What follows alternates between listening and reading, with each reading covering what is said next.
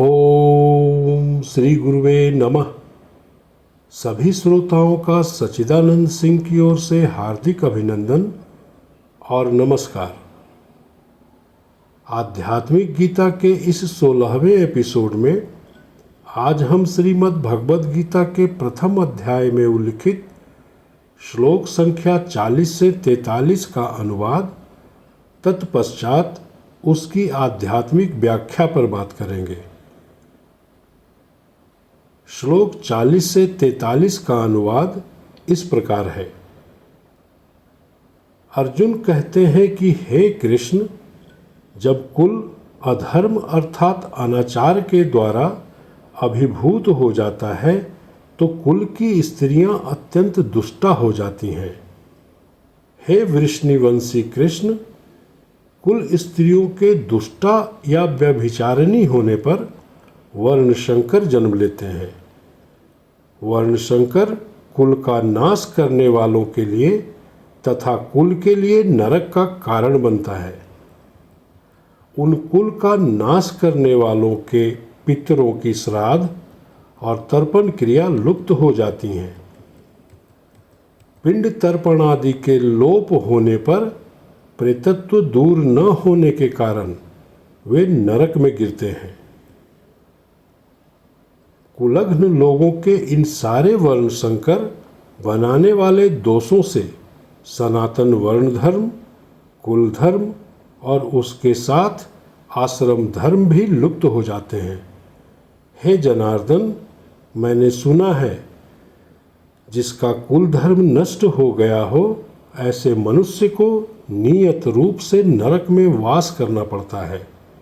जो लोग पाप में रत रहते हैं वे यदि पाप का प्रायश्चित नहीं करते और पाप के लिए पश्चाताप नहीं करते तो वे घोर नरक में जाते हैं। श्लोक 40 से 43 की आध्यात्मिक व्याख्या इस प्रकार है। इन श्लोकों में अर्जुन अर्थात शरीर का तेज मुख्यतः जाति अर्थात वर्ण धर्म, कुल धर्म और आश्रम धर्म पर होने वाले प्रभावों के बारे में कहते हैं। सनातन वर्ण धर्म, कुल धर्म और आश्रम धर्म को हम इस प्रकार समझ सकते हैं। ब्राह्मण, क्षत्रिय, वैश्य और शूद्र जाति के शास्त्र विहित आचार ही जाति अर्थात वर्ण धर्म है। कुल के विशेष आचार जो वंश परंपरागत चले आ रहे हैं कुल धर्म कहलाते हैं। ब्रह्मचर्य, गृहस्थ, वानप्रस्थ और सन्यास इन चारों आश्रमों के लिए विहित कर्म आश्रम धर्म कहलाते हैं। श्लोक 40 से 43 में अर्जुन अर्थात शरीर का तेज कह रहे हैं कि किसी अभिभावक के न रहने पर प्रायः कुल स्त्रियां स्वेच्छाचारिणी होकर अनाचार और कदाचार में लिप्त हो जाती हैं। आचार व्यवहार में सर्वत्र धर्म का उल्लंघन किया जाता है। इन सब असंयमों के फलस्वरूप उनकी संतान और संतति भी भ्रष्ट बुद्धि यानी वर्णशंकर जन्म ग्रहण करती हैं। वर्णशंकर का तात्पर्य विजातीय जन्म ग्रहण करना होता है। वर्णशंकर अर्थात परंपरागत वर्ण से भिन्न वर्ण या जाति के मिश्रण से उत्पन्न होना होता है। जैसे घोड़ा और गधे से खच्चर जाति के जानवर का पैदा होना, वे न घोड़ा होते हैं न गधा। वस्तुतः इस वर्णशंकर के दोष से जाति, कुल, धर्म सब नष्ट भ्रष्ट हो जाता है। यहाँ वर्ण से तात्पर्य सजातीय अर्थात वंश परंपरागत कुल या जाति में उत्पन्न होना है। कुल के विशेष आचार व्यवहार जो वंश परंपरागत चले आ रहे हैं कुल धर्म कहलाते हैं। प्रत्येक जाति या कुल की अपनी विशेषता होती है। संकरत्व से इस प्रकार की विशेषता नष्ट हो जाता है। अतएव जाति या वर्ण की अस्थायित्व की ओर देखने पर यह मंगलजनक नहीं रहता।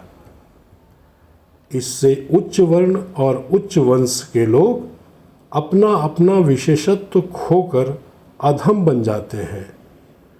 ऊंच नीच के साथ सम्मिलित होकर जीवन के उच्च भाव या लक्षण से परिभ्रष्ट हो जाता है।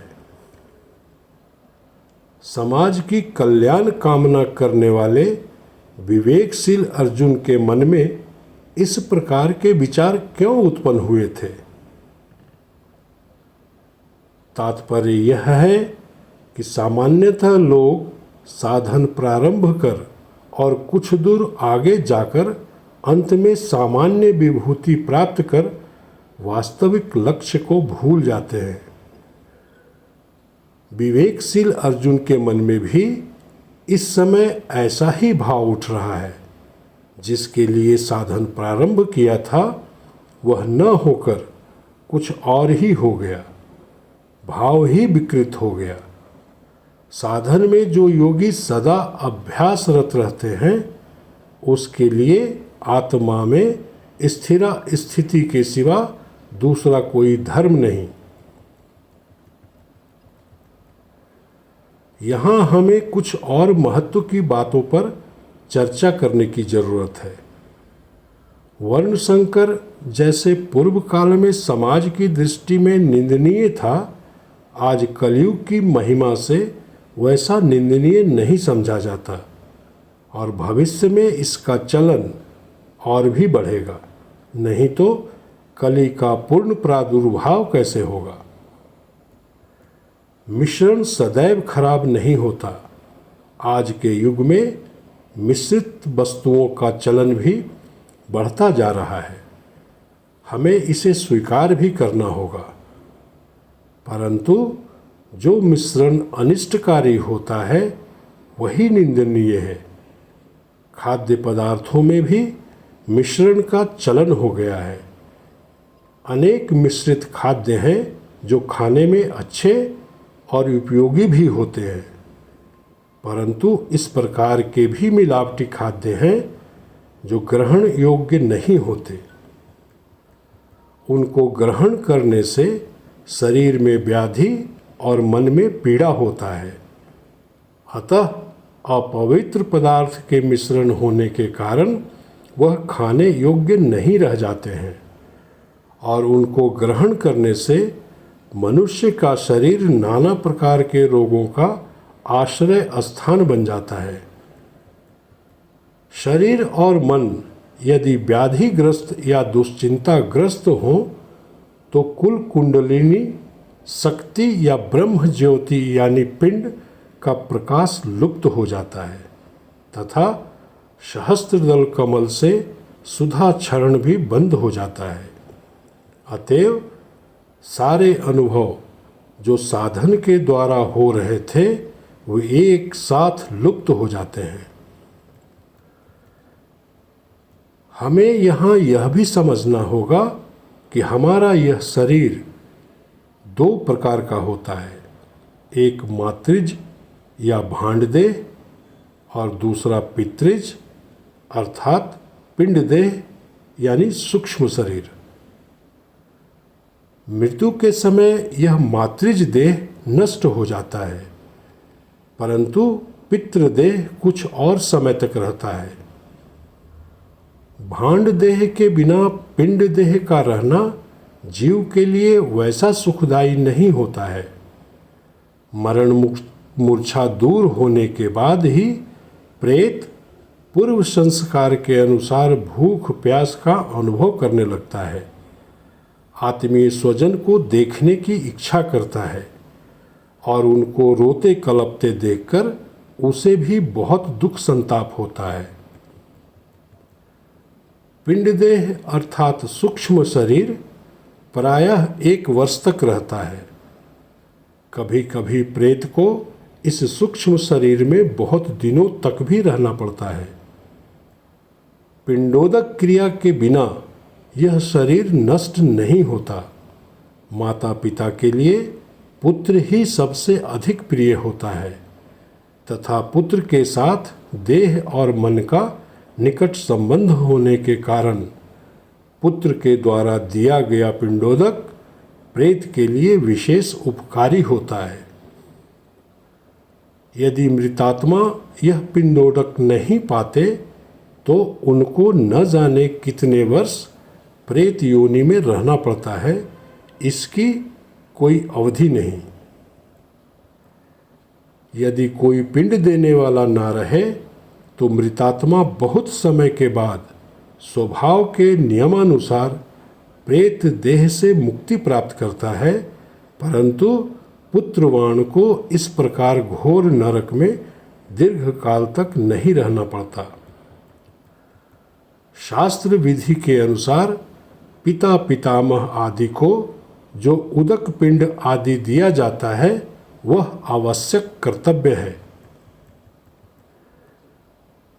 जीव को मृत्यु के पश्चात प्रेत शरीर पाना अविश्वसनीय नहीं है। सब देशों के लोग थोड़ा बहुत इस विषय में अवगत हैं। पिंडदेह अर्थात सूक्ष्म शरीर के नष्ट होने पर मृतात्मा के अपने अपने कर्म के अनुसार भोग देह प्राप्त होता है और उस देह से विशाल स्वर्गलोक या नरक लोक का भोग करने के बाद जीव फिर कर्म क्षेत्र मृत्यु लोक में जन्म लेता है। जो ब्रह्म विचारशील हैं, साधनशील हैं, ब्रह्मचर्य व्रत परायण हैं तथा शास्त्र विहित कर्मानुष्ठान करने वाले सदगृहस्थ हैं, उनको कदापि दीर्घ काल तक नरक नहीं देखना पड़ता। जो गुरुद्रोही, मातृपितृद्रोही और कपटाचारी हैं, वे साधनशील होने पर भी मृत्यु के बाद अंधता मिश्र नरक में वास करते हैं, परंतु इन भोगों के समाप्त हो जाने पर वे जब फिर इस लोक में जन्म ग्रहण करते हैं तो उनको मनुष्य देह की ही प्राप्ति होती है। जय गुरु।